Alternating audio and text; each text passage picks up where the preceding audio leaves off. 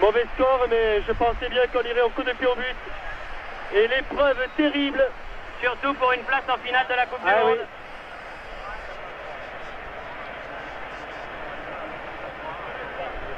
oui.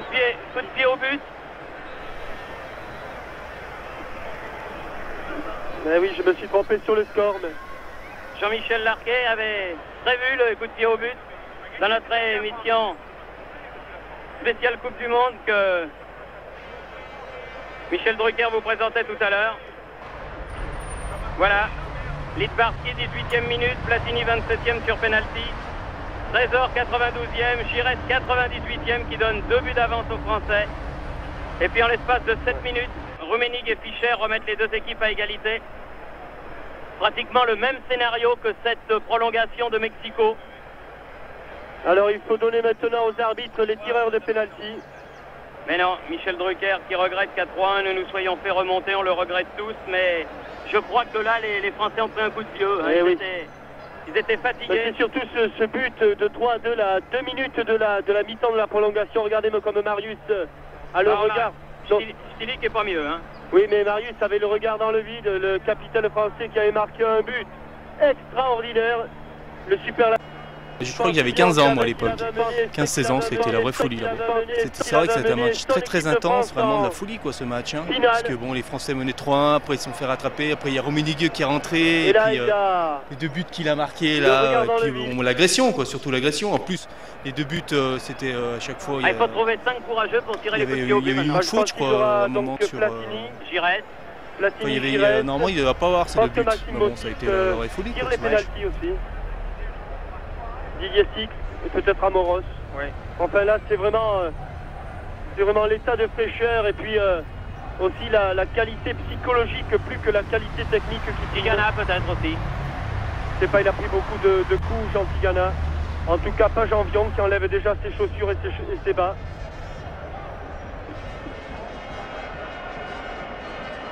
Certainement pas Christian Lopez qui... Alors qu'il y a Jean Castaneda qui doit donner des tuyaux à certains connaissants, certains tireurs de pénalty des équipes de Hambourg, notamment, et du Bayern. Oui. Kalt, Rummenigge, Breitner, Littbarski et Fischer.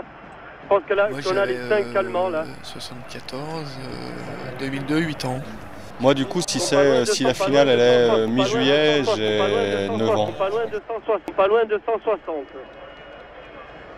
Ah, c'est quand même abominable d'avoir à venir à cette cruelle extrémité que sont les coups de pied au but. Je ferai remarquer aux spectateurs du Parc des Princes qu'ici personne n'envahit la pelouse. Hein. Il y a les joueurs, les 3 arbitres, plus l'arbitre suppléant. Et il n'y a pas un photographe à l'intérieur du terrain, ils sont tous le long des lignes, vous les remarquez en bas de votre écran. Et encore moins de spectateurs. Bon, après je me rappelle de 84 où ils ont gagné le championnat d'Europe aussi, et là vraiment c'était un truc incroyable ça aussi, et je pense que ouais, ça avait été très intense, mais dans l'autre sens quoi, dans le sens de la joie quoi, voilà, dans le bonheur, la joie, au lieu que ce soit dans la tristesse quoi, et puis la désolation. Six, Platini, Giresse et Amoros pour la France, Stiliquet, Littbarski, Rummenigge, Kalt et Breitner pour l'Allemagne. Voilà.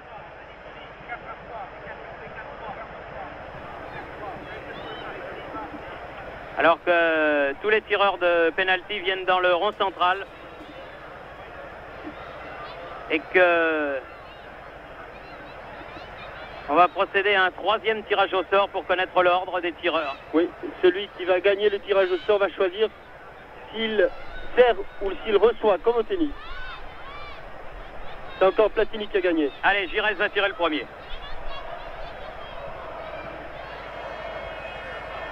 Sur le but de gauche. Là où tous les buts où beaucoup de buts ont été marqués. Oui. Là en tout cas où Marius Trésor a réussi sa reprise de volée. 3e but. 3e but.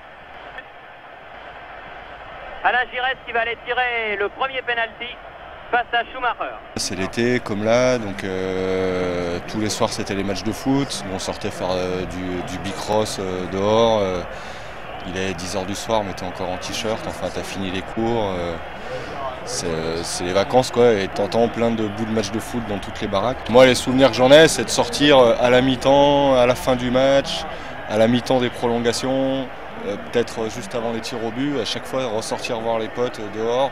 Alors que l'arbitre appelle ils ont marqué, et t'as vu Platini qui loupe la passe ou je sais pas quoi, et d'entendre dans les baraques que le match reprenait et chacun... Il y avait égalité au cours... Et il faudrait en trouver un autre tireur. Oui, on ferait ça au finish.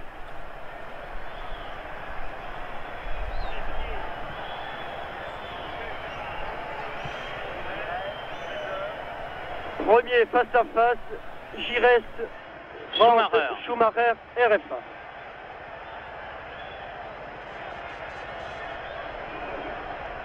Là, je peux vous dire que ça doit battre fort dans la cage thoracique du petit Bordelais.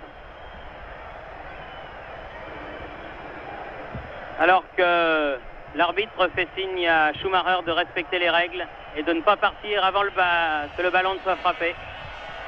Oui, Giresse réussit. C'est Kals qui va venir tirer maintenant, alors que l'on revoit le pénalty de Giresse, tiré exactement comme celui de Platini tout à l'heure. Kals face à Jean-Luc Ettori. Alors lui, il n'en a jamais manqué, en tout cas, je ne lui ai jamais vu manquer de pénalty.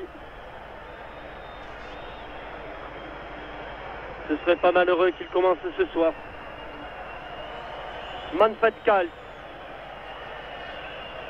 Oui, c'est signe qu'il ne faut pas bouger. Kals contre Ettori. Oui. Égalité.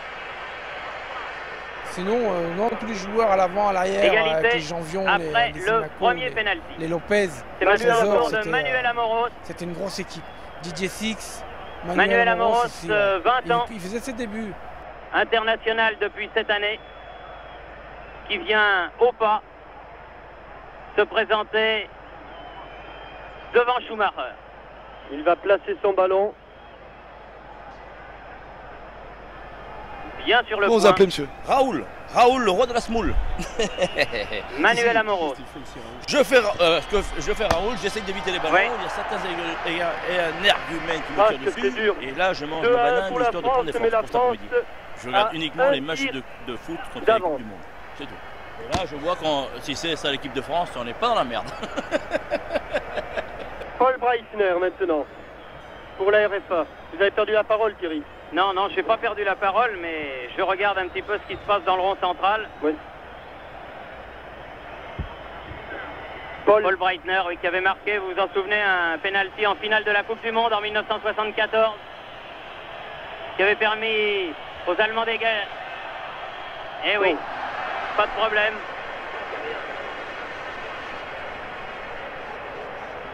En contre-pied. 2-2. Dominique Rocheteau. Dominique Rocheteau, l'attaquant du Paris Saint-Germain, incertain jusqu'au coup d'envoi. Jusqu'à présent, les 4 pénaltys de Giresse, d'Amoros et de Kals et de Breitner ont été réussis sans bavure. Les 2 gardiens, Schumacher et Jean-Luc Ettori, n'ayant pas eu l'ombre d'une chance. Eh oui. Rocheteau, encore une fois, Schumacher à contre-pied. C'est Ulrich Stilicke. Le libéro. Toujours un avance pour les On refait un match de football Français de 1982. Ça vous dit quelque chose? Bah oui, c'est mon départ à la retraite. Il reste Tigana et Six du côté français. Ulrich Stilicke. Oui. Bravo Ettori. Bravo Ettori. Ce n'est pas fini, ce n'est pas fini, ce n'est pas fini. Non, ça n'est pas fini. Mais Ulrich Stilicke a manqué. Et là, la France a un petit avantage. Il reste 2 coups de pied à donner. Il ne faut pas les manquer. Didier Six le premier. Alors que Stilicke pleure à chaudes larmes. Aïe, aïe, aïe, aïe, aïe, aïe, aïe. Six qui demande.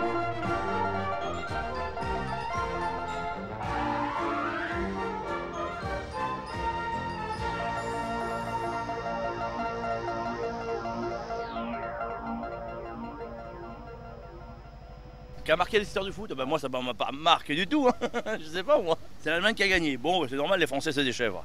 À part le camembert et le litron et le pain dur, on sait rien faire d'autre. Faut pas dire que l'Allemagne, mais disons que bon, on a gagné contre le Brésil pour la Coupe du Monde. Mais c'est un match qui était acheté, il faut le dire. Eh oui, oui, oui. Bah oui, bien sûr, les Français n'ont jamais rien gagné, même pas la guerre.